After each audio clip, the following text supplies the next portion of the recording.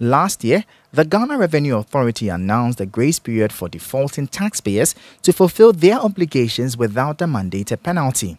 The Waiver of Penalty and Interest Act 2021, Act 1065, granted a waiver of penalty and interest on accumulated tax arrears up to the end of December 2020 for persons who made arrangements with the GRA for payment of the principal tax by end of December 2021. This saw a mad rush for compliance, which subsequently contributed in part to GRA being able to meet its revenue target of 41.94 billion Ghana cedis for last year by over 3.6 billion Ghana cedis, the highest in recent times. Despite this achievement, the government still needs more revenue to sustain the country's economy, as it's already making effort to reduce its debt burden through a debt exchange program.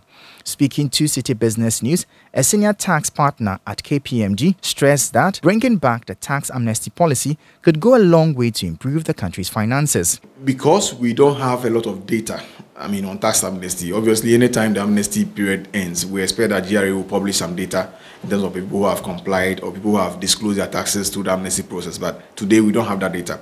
But I can say that from a consultant perspective, in KPMG, over the period, anytime amnesty comes, especially the 2 or 3 months to the end of the period, you will see a lot of taxpayers rushing to make sure that they comply or they report whatever they've not reported in the past. So again, you realize that the people still have issues that they want to report on. So we believe that, going forward, GRA should not necessarily scrap the amnesty as a policy. He was quick to add that stringent measures need to be put in place to prevent abuse.